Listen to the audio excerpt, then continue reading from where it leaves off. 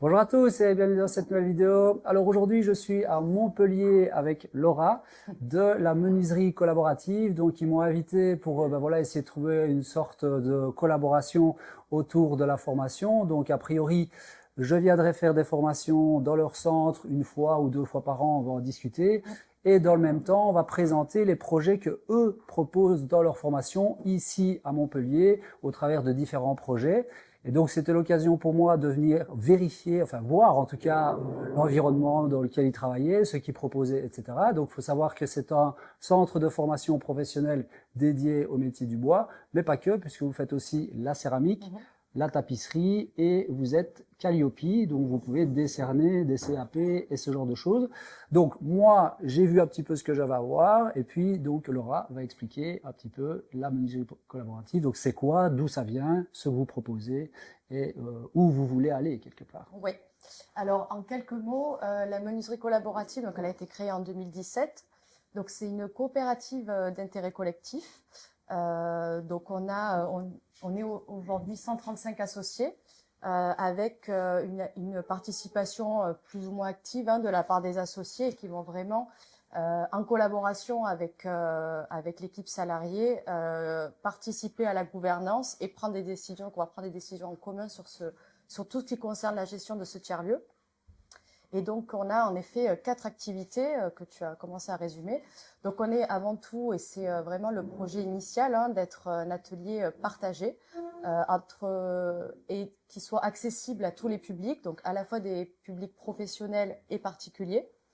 On propose plusieurs forfaits pour les professionnels qui vont de la demi-journée à l'année. Donc ceux qui sont là à l'année, ça va être des résidents et c'est vraiment leur lieu de travail au quotidien.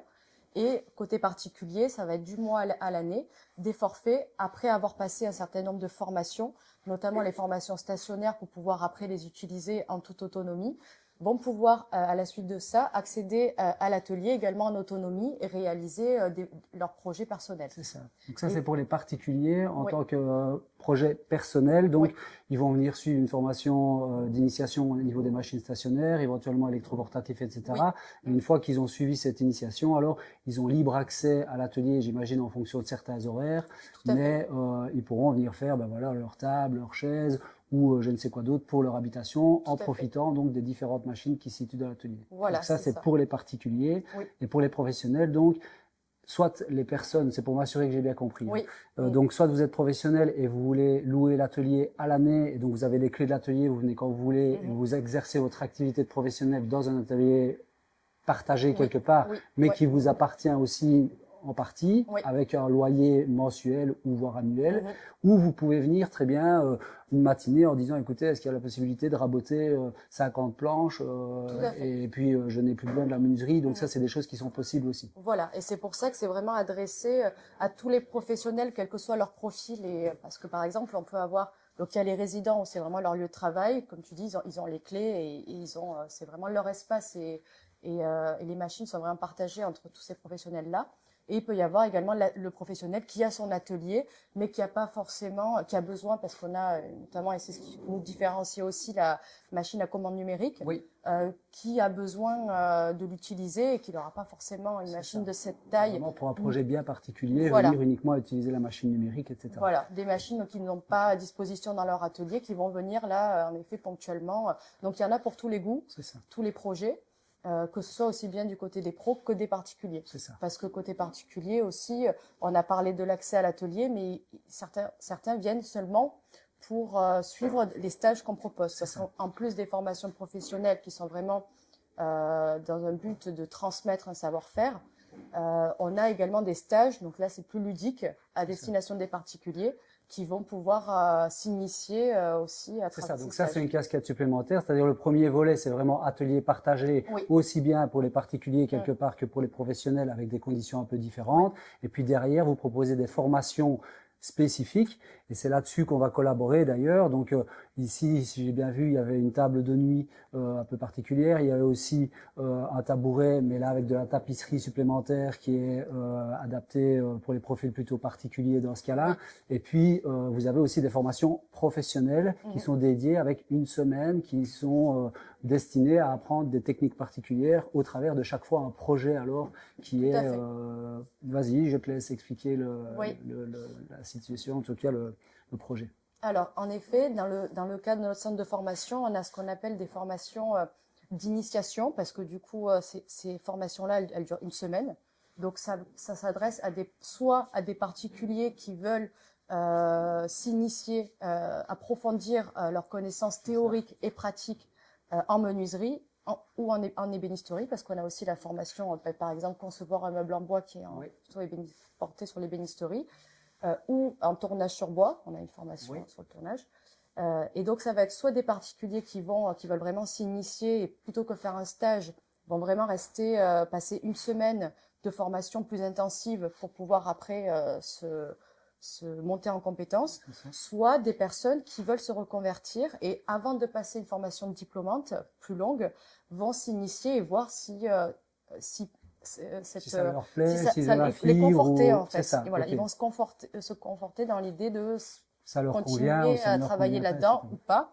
Mais oui, tout voilà. à fait. Donc ça reste des initiations, une semaine. Tout à fait. Et c'est destiné plutôt à ces profils-là. Et là, c'est vraiment un projet qui est fabriqué. Donc c'est-à-dire que quand je dis c'est un projet fabriqué, c'est pas quelque chose qui est à la carte, c'est-à-dire que c'est quelque chose de défini. Oui. Vous avez une table de nuit, un établi, si je comprends bien, qui se fait par 5 et en équipe. Et vous avez aussi donc un tabouret avec soit de la tapisserie, soit sans tapisserie et ce genre de choses. Donc ça, c'est un petit peu le principe. Et donc, je reviens sur l'histoire et l'idée. Le tabouret qu'ils font ici, on va le retrouver également dans ma formation en ligne, en fait.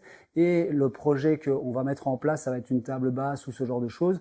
Elle pourra être réalisée aussi bien dans mon atelier en présentiel qu'ici en présentiel. Et donc, c'est un petit peu cette collaboration qu'on va essayer de trouver, c'est avoir des projets communs et avoir la possibilité de venir les fabriquer ici avec leurs formateurs et leurs spécialistes, etc.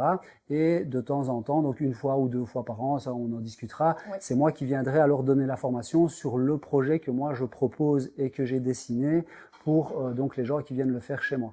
Et puis alors, il y avait encore d'autres choses que vous proposez, donc comme les ateliers céramistes, puisque j'ai vu, j'ai oublié son prénom à Émilie, et vous avez aussi les ateliers métaux, avec donc une personne qui soude. Et la dernière activité, ou plutôt le dernier volet, c'est que vous êtes aussi une menuiserie professionnelle en tant que telle, c'est-à-dire que vous avez des clients et vous proposez aussi la réalisation avec évidemment l'accord de vos résidents. Parce que ça, c'est quelque chose d'un peu atypique, étant donné qu'ils ont des résidents, donc des professionnels qui profitent de la menuiserie, mais dans le même temps, ça reste aussi une menuiserie de production.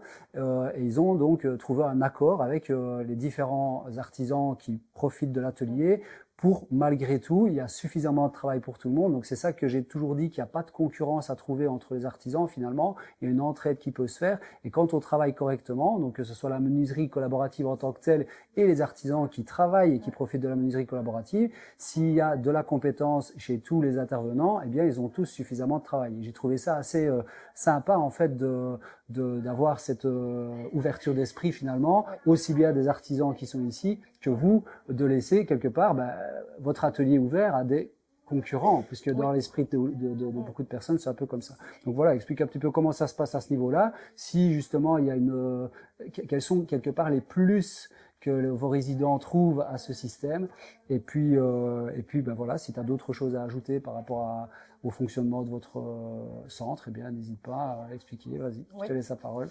Alors concernant donc l'activité professionnelle, en effet, on a à la base, c'était vraiment qu'un atelier partagé. Et c'est donc depuis 2017 et c'est en 2021 que la menuiserie collaborative a développé cette activité de menuiserie, fabrication et pose de menuiserie en propre. Donc aujourd'hui, on a 2 salariés menuisiers. Donc un menuisier qui est aussi chef d'atelier parce qu'il est aussi en charge de la bonne tenue de l'atelier, parce que c'est un atelier de plus de 900 mètres carrés. Donc c'est un peu un poste hybride, il n'est pas que menuisier finalement. Et il travaille avec un assistant menuisier, qui est aujourd'hui une assistante menuisière, qui a un poste en insertion. D'accord. Et en effet, aujourd'hui, tout le monde y trouve son compte parce qu'il y a une réciprocité. Déjà, de par la visibilité que nous, menuiserie collaborative, on peut apporter aux professionnels. C'est ça.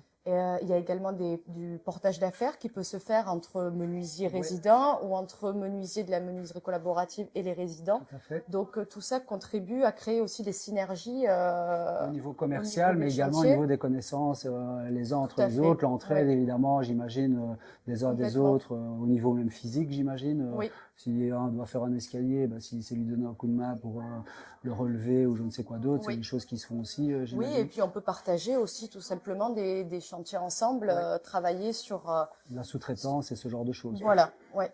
Porter ensemble un projet qui va être de plus grande taille et auquel l'artisan ne pourrait pas répondre seul. C'est ça. Donc il y a tout un tas de synergies que ce lieu permet aussi.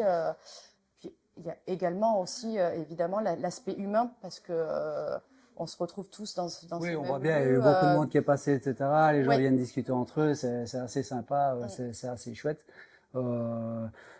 Moi, j'ai vu ce que tu m'as expliqué, j'ai entendu ce que tu viens de dire, donc je comprends, je pense que tu as vraiment expliqué le concept complet. Est-ce que tu as d'autres choses à ajouter ou est-ce que tu penses que tu as fait le tour en rapport justement à votre... Je rajouterais peut-être concernant notre centre de formation, parce que j'en ai pas parlé, et ça c'est vraiment un tout nouveau projet qu'on lance cette année. C'est la formation en ébénisterie, parce que j'ai parlé de formation d'une semaine qu'on propose depuis 2022. Et cette formation en ébénisterie de 3 semaines, donc c'est un nouveau projet, donc on est dans une autre démarche, puisque là on passe de 1 à 3 semaines.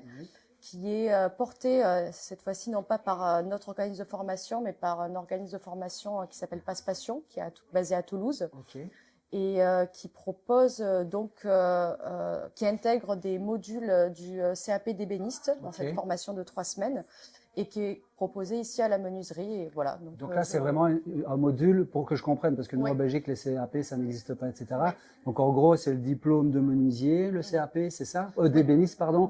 Et vous avez une partie du diplôme global que vous allez donner. Donc, vous soustrayez une partie, en fait, de l'apprentissage global d'ébénisterie et vous allez le transposer ici au travers. Et ça, c'est aussi sur un projet particulier. Donc, je veux dire, vous avez d'abord de la théorie et puis après, vous avez de la pratique, etc. Ou c'est uniquement de la pratique dans l'atelier quand vous faites ce genre d'atelier? Il y a les deux. Alors, une petite parenthèse, parce que la formation, le CAP, formation adulte, en tout cas, elle dure un minimum 1 an. Là, c'est 3 semaines. Donc, c'est à relativiser aussi dans le sens où ça va permettre pour ceux qui veulent passer le CAP, le diplôme en candidat libre, de le passer s'ils sentent que les compétences qu'on leur a transmises pendant cette formation et qui étaient quand même bien calquées sur ce programme, ils se sentent suffisamment à l'aise pour le faire, mais c'est pas forcément ça délivre pas automatiquement. Tout à fait. Oui, c'est ça. C'est vraiment pour, à la limite, pour les préparer même à passer leur examen. Voilà, c'est ça. Donc, si par exemple ils se disent, je dois passer mon examen en juin, mais ça fait 1 an que je m'entraîne chez moi, etc. Mais je veux quand même tester mes connaissances, est-ce que je suis capable de le passer?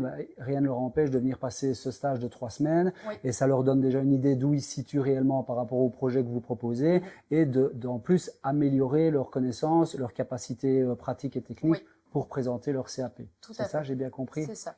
Allez, parfait. C'est bon, on a fait le tour? Je crois qu'on a fait le tour, Ok, super. Écoute, un grand merci de m'avoir accueilli et de m'avoir parlé de cette collaboration. Je suis très heureux d'être venu jusqu'ici et puis découvrir aussi la région que je ne connaissais pas. Je suis plutôt sur l'ouest de la France, je l'ai souvent dit pour le Pays Basque. J'ai découvert un atelier très sympa. Quand je dis sympa, c'est en termes d'équipement, en termes d'espace aussi. Les gens sont très ouverts les uns envers les autres, que ce soit le ferronnier qu'on a rencontré, la personne qui fait la céramique ou le tapissier qui fait ses propres formations, etc. Ils ont tous le sourire, la banane pour nous expliquer leurs choses et on sent qu'il y a une passion, exactement, on sent qu'il y a une passion des uns et des autres.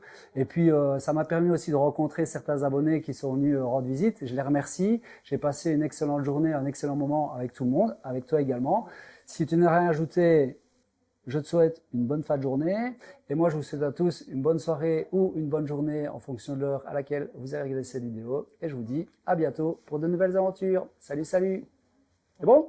C'est nickel, merci. Allez. Pour la miniature, tu mets en bas, ça tourne mal avec ma tronche. Là, tu es sûr que tu vas faire des vues. Ok, super. Allez, merci pour le conseil.